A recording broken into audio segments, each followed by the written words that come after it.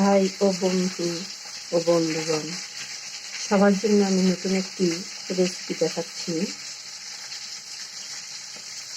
আমি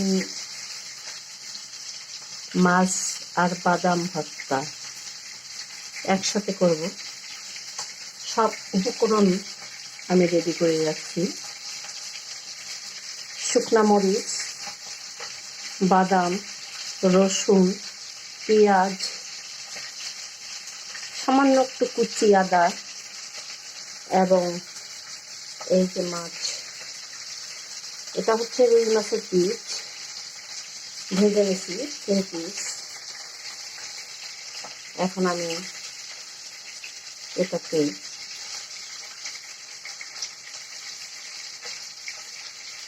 পিষে ভর্তা করব, শিল্পটাতে পিষে ভর্তা করব, তাই আপনাদেরকে দেখালাম।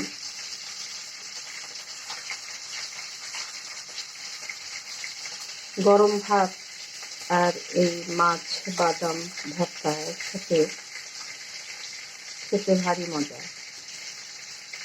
তবে যদি হয় নতুন চালের ভাত, ইদানিং নতুন চাল উঠছে, গরম ভাত, বাদাম ভর্তা, কালিজিরা ভর্তা, মাছ ভর্তা, এটা দিয়ে ভাত খেতে, যদি এখানে আরো সরিষার তেল মেখে একবারে মাংসর থেকেও ভারী মজাদারভাবে খাওয়া যাবে। আমি তাই রেডি করলাম, ইনশাল্লাহ।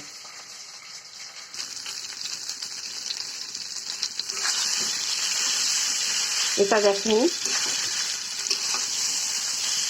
এটা মিষ্টি পাকা কুমড়া,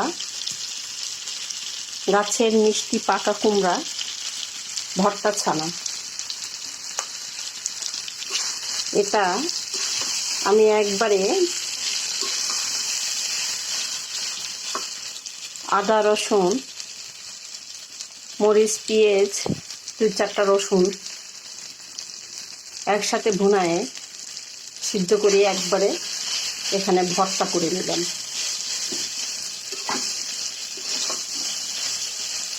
একবারে মাখার মধ্যেই ভর্তা করে ফেললাম। এটা বাটনার ঝামেলা আর করলাম না।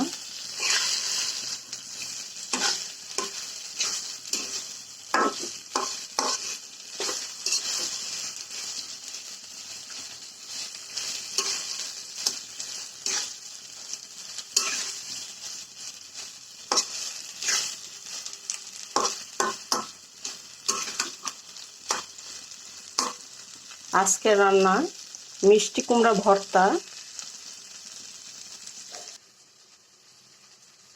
বাদাম মাছের ভর্তা,